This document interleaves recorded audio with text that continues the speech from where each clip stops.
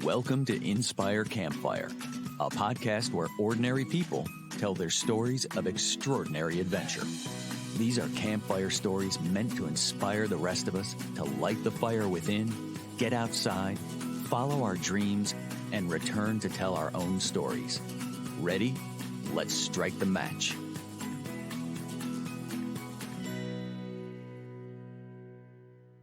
Welcome to the show. I'm your host, Scott Wurzbacher, and today we're going to find out how a love of hiking goes from three guys in a garage to one of the world's largest guide companies that in just over 20 years has served over 75,000 guests, grown to a team of 200 staff, and has raised hundreds of thousands of dollars for conservation.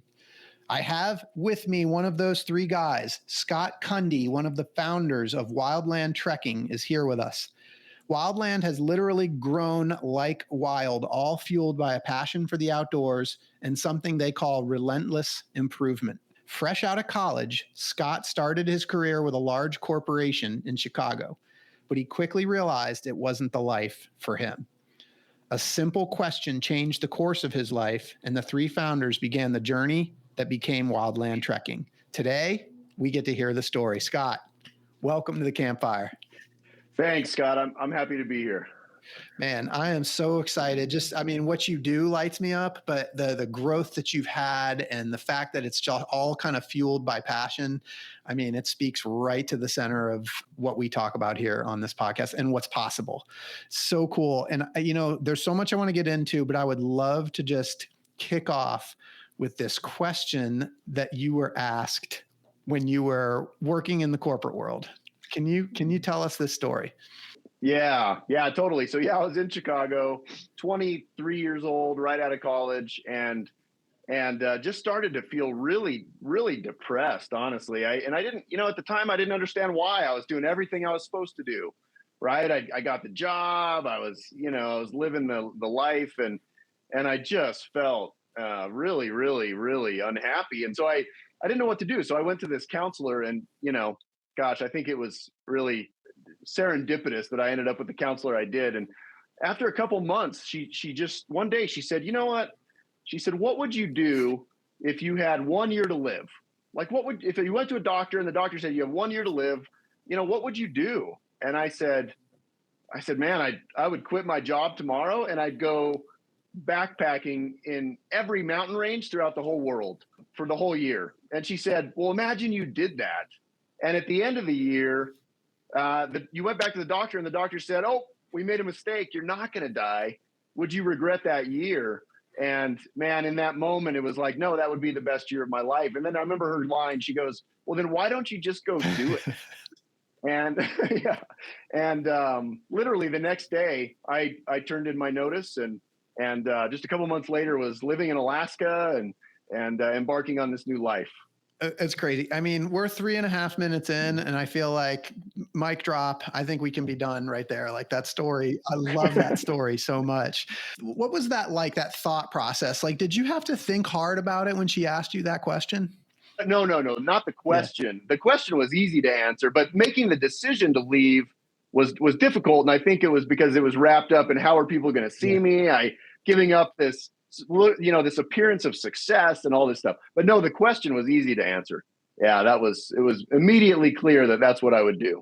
Okay. So, in this thing we call the hero's journey, we get this voice that calls us to adventure, but then we have this sort of like refusal of the call, right? And you got through that, but you did experience some kind of like inner questions on like, what are people going to think? Like, how did you get through that? It was honestly, it was a process, and it was pretty turbulent, actually. Looking back on it, it sounds like a really clean story, but in the moment, it was, I remember there was a joke in college, and I was an English major, and I remember the joke was, what do you do when an English major knocks on your door? And the answer to the joke was give them the money and take the pizza, So I was convinced that, to be seen as a responsible, successful person, I had to go get this, really good paying job and do all this stuff. And so deconstructing that and not worrying about what other people thought of me was a process that took years and meditation I got really into, not just the outdoors, but, meditation and Buddhism and all sorts of stuff to sort of unravel that. Yeah. I mean, you're speaking my language. Can we touch on that for a minute? What was some of the meditation and the Buddhism lessons? Yeah. There was a book called A Path with Heart by Jack Kornfield that I fell in love with that book, and it became kind of my guide to life for several years there. And one of his things is, if you're not living a life that is, you're connected with your heart, that heart energy, then it's maybe not the direction for you. And so, he talked a lot about, like, at the end of people's lives, the amount of money, the appearance of success, none of that stuff matters, right? It matters how did I love? Like, did I love well? I mean, that was his question. Did I love well? And I think that part of that's with other people, but part of it is, did I do what I love? Did I pursue what I'm passionate about? And then the meditation was really, understanding that thoughts they're not real, right? They're just thoughts. And we have a lot of conditioning, I think, from childhood, or I did, at least, in society, and understanding that, you can have a thought and not believe it and just be like, oh, that's just some crazy thought. Yeah. I mean, there's so much to unpack in all of that. I love this. I'm curious. So when you were working in the corporate world, you didn't feel like you were connected with your heart. How long did it take, or have you? Like, can you say that you have found a place where you've connected with your heart? Yeah, 100%. Yes, absolutely. Yep. I mean, we take people out in the wilderness. When we started Wildland, our commitment was to not just get people away from, like, roads, but actually even get people away from hiking trails. Really get people out into this experience of wilderness and freedom and when I see a group, I always say it's about on day 3 when you can see people's brain chemistry shift, and their brains slow down, and they start to notice their surroundings, and they're more authentic. Like, I've left backpacking trips and feel more connected and more a part of those people's lives than I do some of my family members. Yeah. I mean, it can be such a powerful. So for me, that's where my heart is, and it's the wilderness, but it's also the effect that wilderness has on people. Yeah, I feel like I'm jumping around here, but you're like, I love this conversation. So when you had that experience, like, with people, like you said, you felt more connected with them. Like, why do you think that environment does that? I think we have a lot of distractions that we surround ourselves with. And I think this is just my viewpoint, but I think a lot of the distractions are either intentionally or unintentionally, always unconsciously, I think, but they get in the way of authentic human communication. And I think when you're in the wilderness, I think those distractions are stripped away, and what we're left with is really what's most true for us in the moment. And people aren't thinking about all the stuff and all the things they got to do. And you're just, you're sitting by a creek, or you're sitting by a campfire, or you're hiking. Some of the best conversations are when we're hiking, and and people they're not evaluating what they're just being themselves. And I think in some ways, it's just part of it's the space, right? There's the space to be themselves. There's the massive environment and all this beauty. And I think it just brings out something that maybe a lot of us aren't used to on a day-to-day basis. You've done so much of this, but, like, out in the wild, it is, for a lot of people, sort of an uncertain environment. And I wonder if, like, that uncertainty makes people, like, vulnerable and more open to connection. Wow, that's such a great point. Now, I wouldn't have probably maybe thought of that, but I think that's totally true. Most people are outside their comfort zones, right? And when we're outside our comfort zones, we're outside of our habitual patterns. And so, yeah, I'm sure that has a huge part to play. You're making me want to go do something right now. Like, get on the backpack and go. I love this. So let's jump in. Can you take us back? Tell us, what is Wildland Trekking for people that might not be familiar? Yep. So Wildland Trekking is we take people on guided hiking adventures, and all over the United States, all over the world. And what we do at Wildland is instead of doing different types of trips, like a lot of adventure companies, they do cycling trips and they do rafting trips, and we might have a little bit of rafting or, other things, but everything we do is hiking focused. And so we do different types of hiking. So, we do a lot of backpacking trips. We do llama supported trips where, you're in the backcountry and llamas carry the gear. We do hotel based trips. We do camping based tours. So everything's hiking based. Everything's designed to get people out into these amazing, beautiful places. And one of the big driving things for us is we want to enrich people's lives, and we want to connect people to the power of the natural world. And the idea was a little bit selfish, that we want people to get invested in protecting these amazing wild places that still exist. So Wildland is a combination of, adventure travel, hiking, education, conservation, kind of wrapped up in one. So obviously I kind of shared a little bit at the beginning. This is three guys in a garage getting started, but could you share a little bit more detail about the history of how you guys got started? Yeah, absolutely. So, my brother is one of the partners, my older brother, and then a good friend of his, and then me. And it was their idea. They were working on as foresters in northern New Mexico, and were driving around. They were inspecting timber sales on private land. It was their job, and they were driving around in these beautiful places. But working as foresters, they were just always talking about starting a guiding company, and then. It was about 6 years later, they invited me in, and we just went for it. And we really didn't have anything to start with. I remember our starting marketing budget, we each contributed $250 a month. And so that was our starting budget. And everything was based out of Brad is with the third partner out of Brad's garage. And we built it from there a little bit at a time. I remember the first trip we sold, to this beautiful couple, and we took them in the Grand Canyon, and we took the money they paid us for the trip and went and bought gear for the trip, and and then it just as over the years, everything that's come in, we've reinvested it in the company, and so it's led to some pretty significant growth. Hey everyone, it's Scott here. This podcast is a passion project for me because I absolutely love adventure.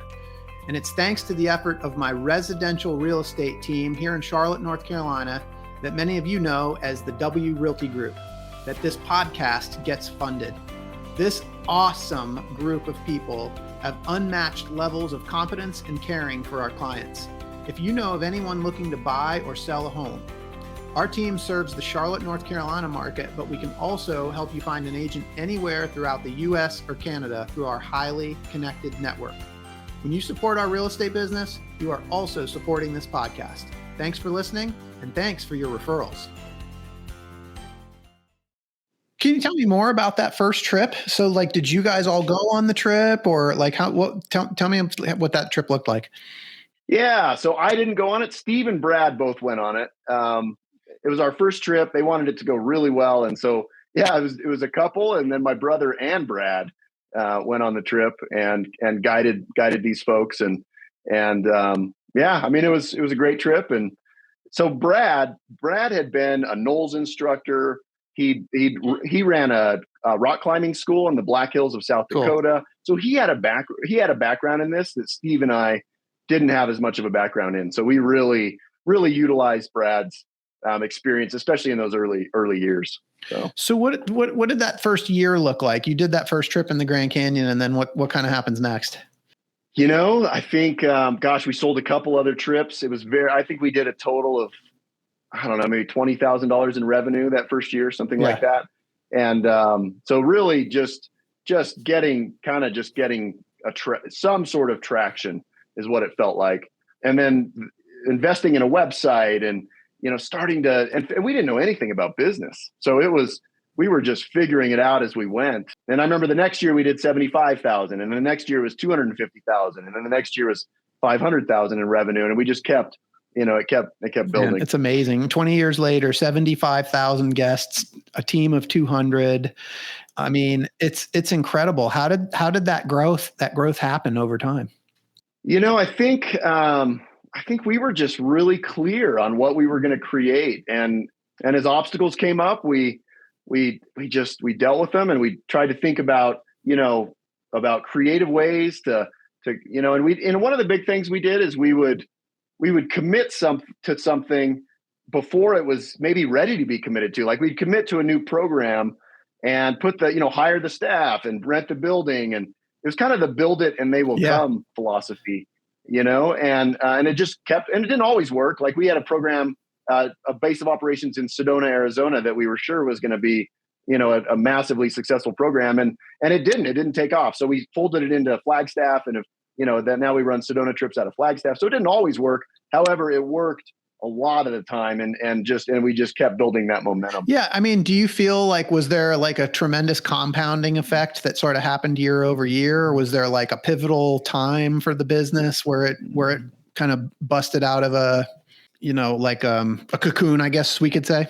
Yeah, totally. And there was that feeling the whole time of that. And I think you're getting more and more people are recommending you. Where, in the early years, we had people would ask us for references, can I get a reference of a past guest? And, these funny questions. And then after a while, you stop getting that because people can see all your online reviews and they can see the trip reviews, and they were recommended by a friend, and you're number one on Google and all the stuff. Right. So yeah, the tipping point probably came, around 2010 to 12, kind of that time frame.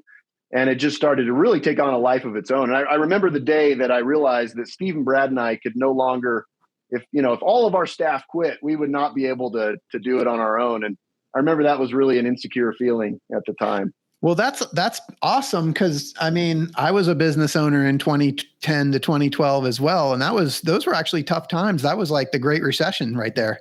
That's right. I know, it was amazing. And I think, we were lucky in some ways because we were a startup, right? Like if you coming into 2008 and the Great Recession, if you were already successful, then now you're dealing with the dip versus we didn't know it. We didn't know. Right. So we were able to, I think, approach it from a really fresh perspective and grow through that. Yeah.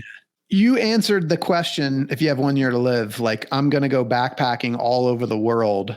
Where did that adventure spirit come from for you?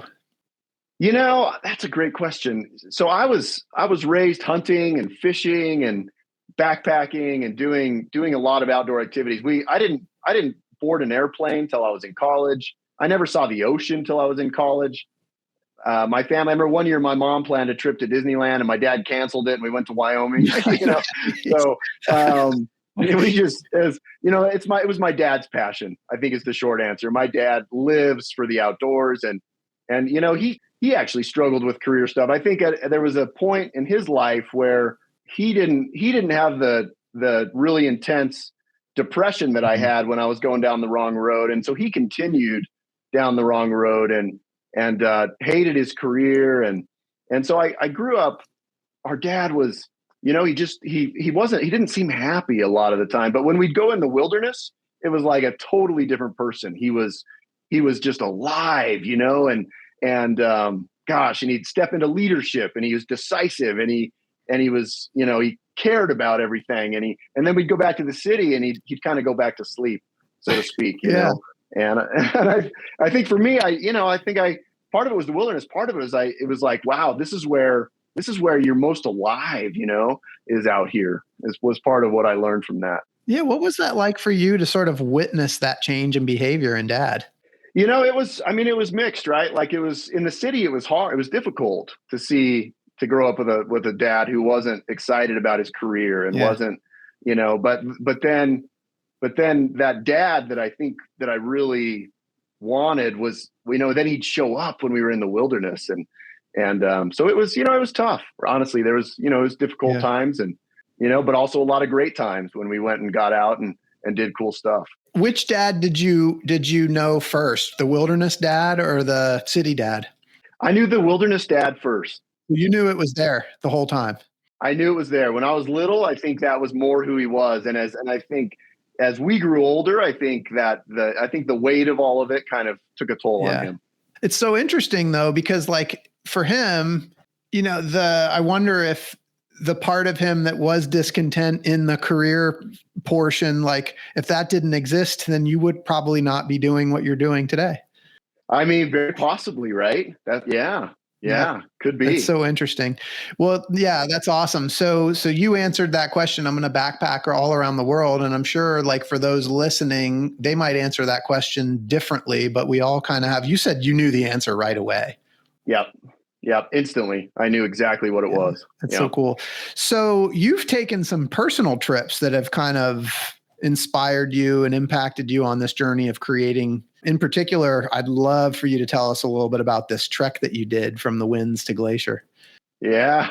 So it was 2001. So it was 2 years after I left Chicago, and I read a book called The Walk Across America. And it was this guy that him and his dog, they walked across America, and it just got me. I really wanted to do a long journey. So my brother and I planned a trip, and we started at the southern tip of the Wind River Range, and we started on May 11th snowshoeing, and we hiked to Glacier National Park over 4 months. Followed the Continental Divide Trail a little bit, but most of the route was our own route. In fact, we did over 100 miles of off trail hiking. Yeah, and just in a life-changing summer. It was we had a grizzly encounter that in the most remote part of the continental U.S. with a sow and a cub, and just 4 months of being immersed in the wilderness. And then unbelievably, we hiked out on September 11th of 2001 on that morning. Wow.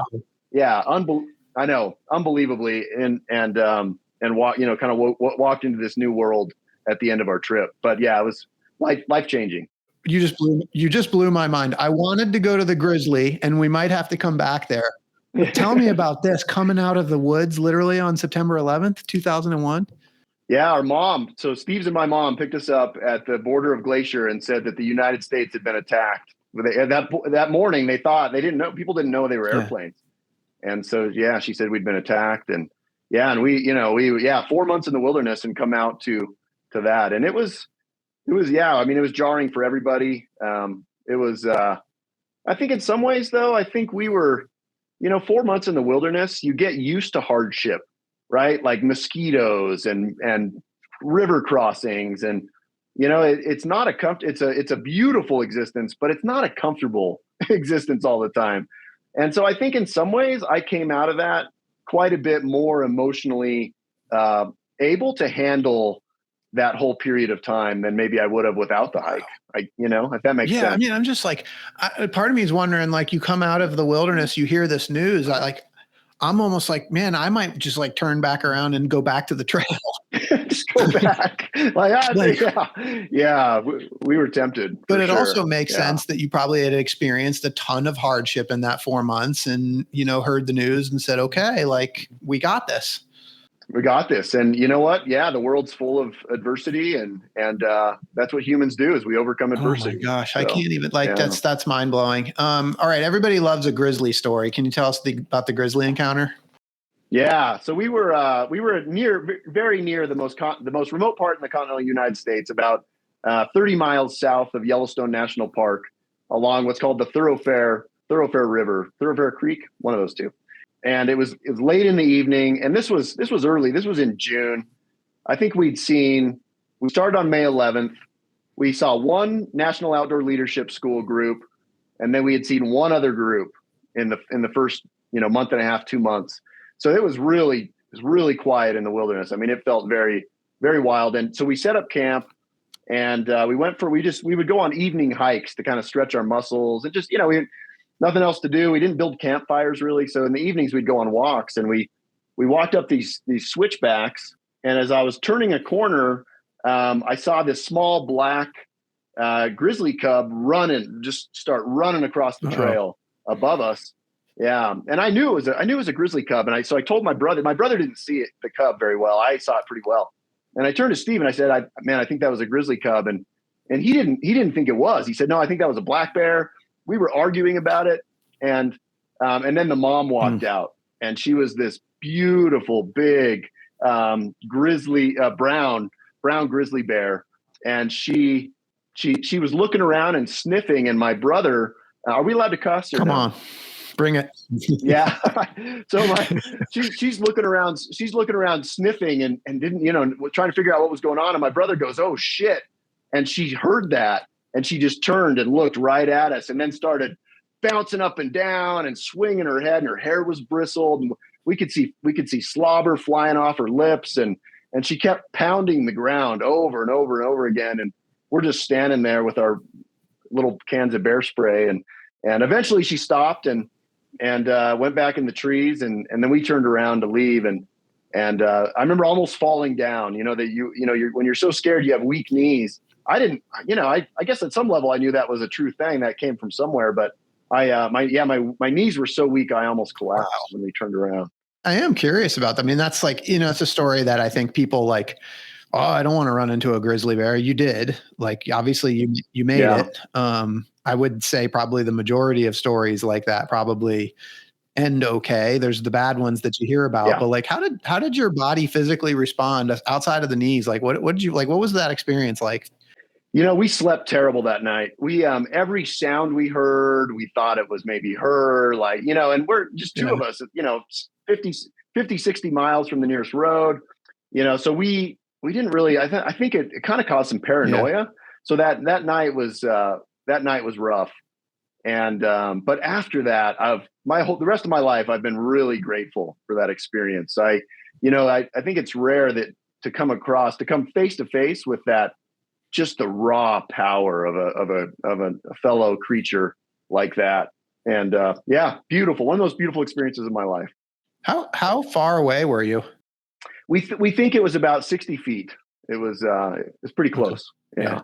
Well, for listeners, you heard it here. Like, you were kind enough to ask me if I was okay with cussing, but apparently grizzlies don't like cussing. That's right. She didn't like it. That's right. Like it. But hey, it's an experience, and obviously one that you're never going to forget. I want to talk about some of the places that Wildland goes. Can you tell us about the trips that you guys do?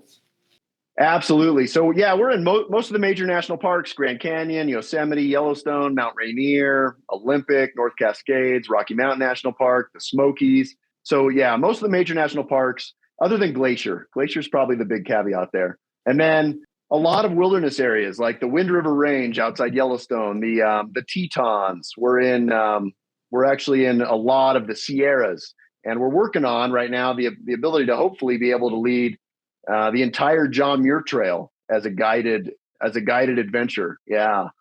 How long does that take? That's about 3 weeks. It's about a 3-week trip. Yeah. And we're super excited. We might even offer it as a horse supported trip. So we're pretty excited about that. And then, so that's all the stuff in the United States. And then outside of the United States, we do, our most popular trips right now are in Peru, like Inca Trail. We do, one of my favorite areas is the Cordillera Whitewash, which is the mountain on the Paramount Pictures. Yep. Yeah. So that's in the Cordillera Whitewash, second highest mountain range in the world, kind of unknown. It's just this amazing place that people don't really know that much about.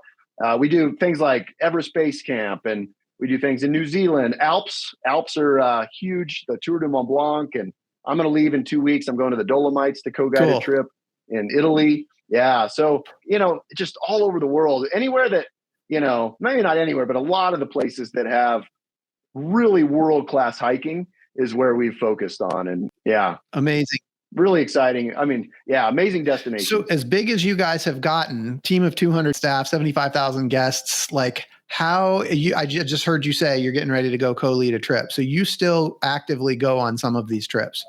Yep. Way less now, but I do. Now it's more, to co-guide, something that we don't really need me, but I can go and, be a great liaison for the guests internationally, or go get marketing footage or that sort of thing. So, but I love going on our trips. I think it's just to stay connected to what we do and be with the guests and see the impact on them is really important. Yeah. I mean, I am curious, for somebody that's made a career out of this, like, has the business aspect of what you do taken away at all from your love of just being outdoors? No, not one bit. Not at all. I think I might even love it maybe even more now, awesome. And part of it is the business has been a vehicle to learn about these places that honestly, I wouldn't have learned about all these places had we not had the business and focused on, learning about them and learning how to provide great trips. And then to see the impact and how powerful, wilderness and the natural world can be for so many people. I think, I'm as passionate about it as I've ever been. That's awesome. What are some of your personal favorite trips? So for me, anything in the Wind River Range of Wyoming is top of the list for me. One of my favorite trips that I went on recently is in Patagonia National Park in Chile. And that was, if people aren't familiar with it, it's an incredible story. The founder of North Face, a guy named Doug Tompkins and his wife, Chris Tompkins, they just created this really amazing goal of buying up land and creating privately funded national parks. And so it's the largest privately funded conservation effort ever in the history of our planet. And it's the size they conserved as much land as the size of Switzerland. And it's just this gorgeous, mountainous, beautiful country. And I highly recommend for people to go down there, support these parks, and go visit them. They're absolutely amazing. So this is private land that has been conserved by these folks, and you guys went and led a trip there. That's right. So yeah, so they bought the land from ranchers and then converted them into national parks, and then actually donated the land to the government of to the country of Chile. Got it. So they are official national parks now. That's amazing. They're official national parks now. Totally. Yep. They were privately funded, but they're now official national parks. And gosh, so special. Yeah, Patagonia is on my list for sure. What's the length of that trip? I think our trip there is around 9 days. It's we combine a horse-supported backcountry experience, and then we kind of at the edge of the national park, and then we go into the national park and do the kind of the quintessential hikes in the park. So are there any trips that you all offer that you haven't been on yet that you want to go on? Oh yeah, many. Yeah, I think we have 300 and the latest count is like 330 trips. So yeah, I've there's probably half of them I have never been on. So that's awesome. And yeah, for me, the ones that I'd most like to do, I'd really like to do Iceland. We offer some hut to hut backcountry trips in Iceland that they look so good. That's at the top of my list. The Cordillera Whitewash I haven't been to yet, which I was just telling you about. That's one at the top of my list. And North Cascades National Park in Washington State is and I haven't been there yet. So. Love that. So who are your customers? Who are typical customers, and why do they choose Wildland? It covers the gamut. It's it can be young people that want to go have an adventure. We get a lot of families. We get a lot of couples. We get a lot of professionals who they have that adventurous spirit, and they have maybe a certain amount of discretional income, but they're time scarce a lot of times, and so they can hire us, and all they have to do is throw a couple things in a bag and get on an airplane, and we take care of the permits, we take care of the menu planning, we take care of all the transportation. When they're in the backcountry, the guide does all the cooking. They get to just be there, right? They get to just be there and not worry about all the logistics of these types of trips, and then the natural history and the cultural history and all that the guides can bring, I think, really appeals to people. Yeah, it's awesome. And I mean, knowing that you've been on a lot of these trips and have guided people, I'm just curious, like, if you can think of any sort of examples of like your own witnessing of transformations that people go through when they come on these trips with you. I do remember there was a woman that had recently been divorced, and she came on a trip that I guided, and she did so amazing. And I think she was stepping into a new part of her life, and it was a trip in the Grand Canyon. And it just, I remember her just sitting, like watching the sunsets and just soaking it up. And she emailed me afterwards and said that really it was the perfect way to kick off, this next phase of her life. And she joined a trip a year it was several years. Yeah. Yeah. Is it common? Do you find that people use a trip like this for kind of marking transitions in their lives? I do. We do find that. Yeah. The loss of a loved one or some sort of big life transition. Yep. We hear that quite often, that they'll do an adventure like this to I think they're in something new, and it feels like a good time to step into a new adventure, physically as well as in their own lives. I think it probably goes back to a lot of the stuff that we were talking about at the beginning, where it's like, you kind of put yourself in this situation where you become open, and it makes sense to me that people would use adventure like that to sort of reset and move into a new chapter. And I'm sure you experienced that directly. Yeah, absolutely. Yeah.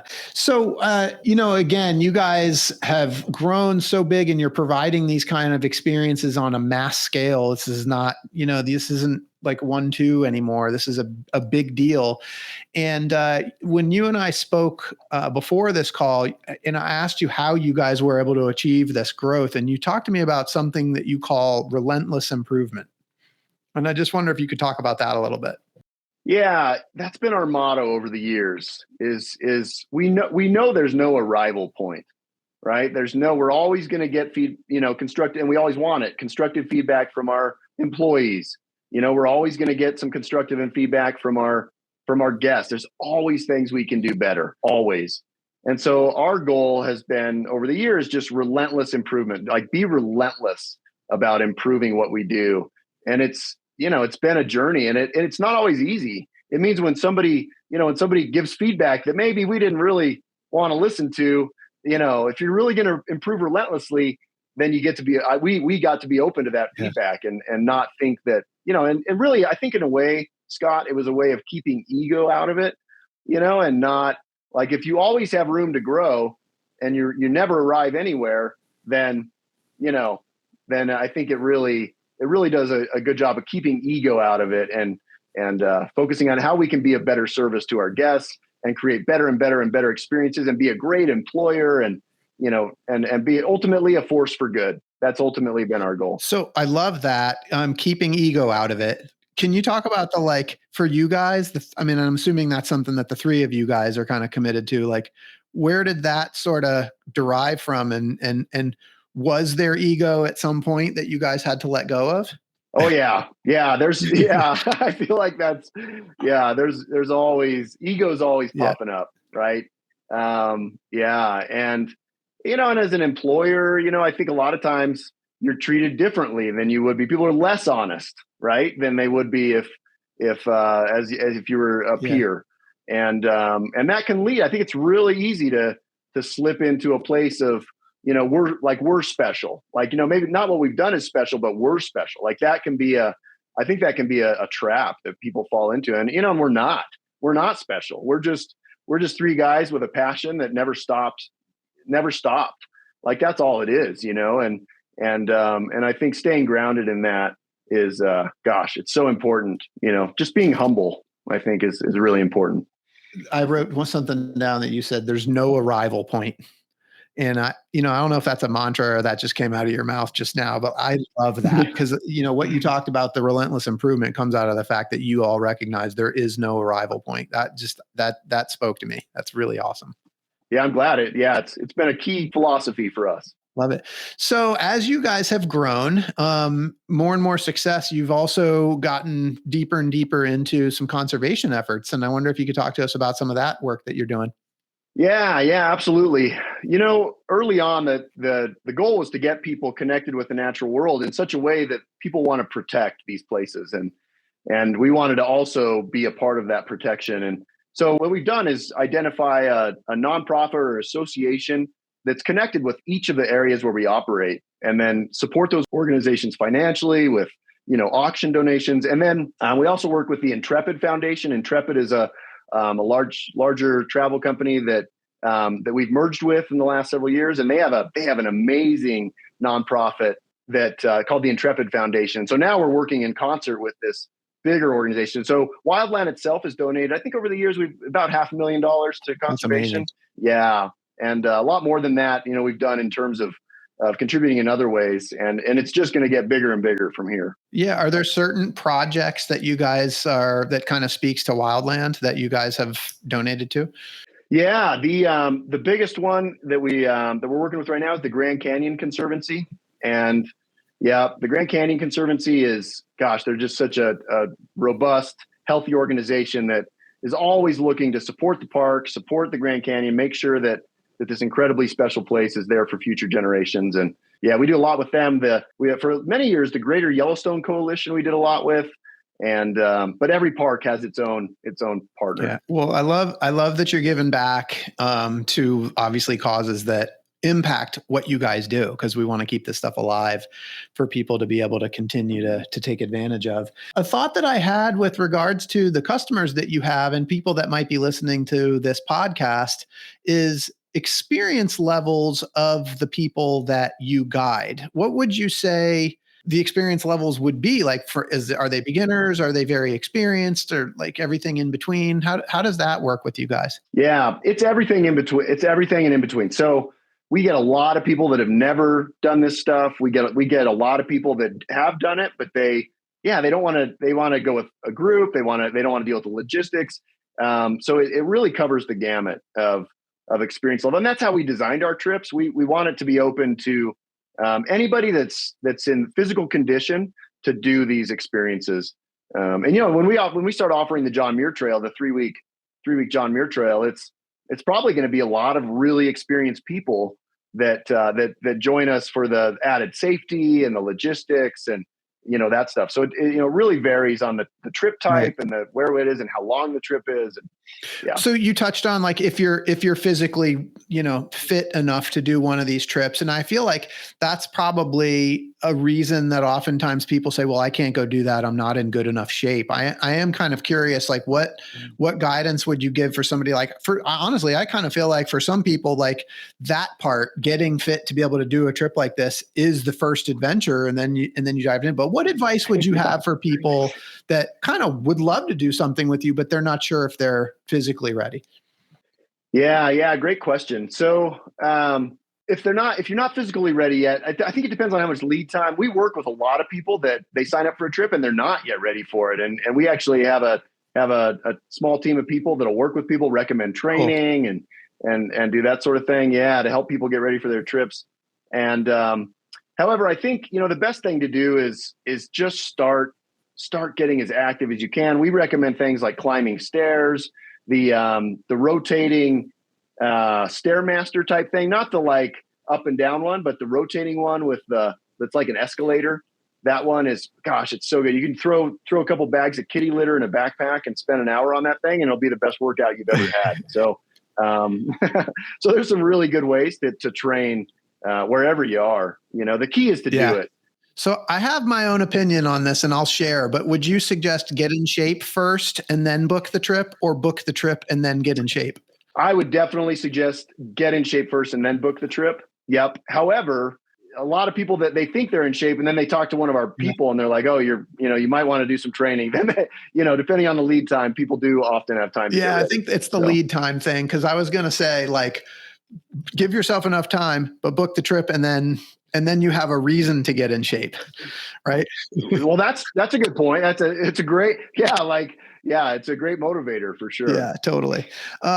This is so awesome. For people that are on your website, they're inspired, but need a nudge. What advice do you have for somebody that's kind of thinking about like diving their feet into this adventure world, but they maybe need a little encouragement to click the button? Yeah. I would just say, life is, you talk to people, some people say life is short. Some people say life is long. I think we don't know. I don't, any of it, none of us know. Right. Like, and so what is it? What is it that you want to do? What matters most to you? And if it's some sort of adventure, gosh, now's the time. I would, gosh, take advantage of it. I don't know if that's inspirational or not, but that's what I would, just go for it. Yeah. It is. I mean, I think that's it. I mean, most people don't get the doctor that says, here's exactly how much you have left. Like most people don't get that opportunity, right? That's right. That's right. And I think one of the big illusions is we think we have time, and none of us know that. So Scott, if people want to find out more about Wildland Trekking, or they want to do a trip with you guys, what's the best way for them to find out more, get some more information, or go ahead and book a trip with y'all? Yep. Our website is the best way. It's Wildland Trekking with 2Ks.com. And you can also call 800-715-HIKE. which is 800-715-4453. And those would be the easiest Great ways. phone number. I love it.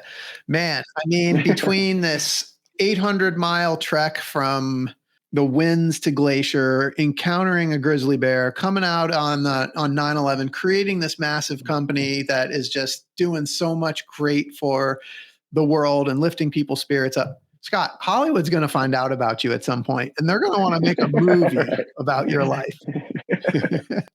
And when they do, I want to know who's going to be the Hollywood actor that's going to play you in your movie. It's definitely going to be Matthew McConaughey. Yeah. So, yeah. All right. I love it. Perfect. What's your movie going to be called? I think it would be called, one of my favorite quotes is, it's actually a Helen Keller quote, and it's, life is either a grand adventure or nothing at all. And I think that would be I think it would be something like Grand Adventure or Nothing at All. Something like Starring Matthew McConaughey. I mean, there you go. It sounds like a summer blockbuster that I want to go see. I'm so excited. Me too. Yeah, Scott, this has been super fun. Thank you so much for the time that you spent with me today. And for those listening, I hope you've been inspired today as much as I have. Hope Scott's story has encouraged you to listen to the voice inside that calls you to adventure, because we want to hear your story next. If you have a story to tell or just need a nudge to create one, please send me an email. We'd also appreciate it if you'd help us spread the word by leaving a review and sharing or tagging Inspire Campfire in your social media. And until next time, I want to encourage you to get outside. Thanks for listening. Scott, thank you so much for being here. Thank you, Scott. I really appreciate it. It was a pleasure.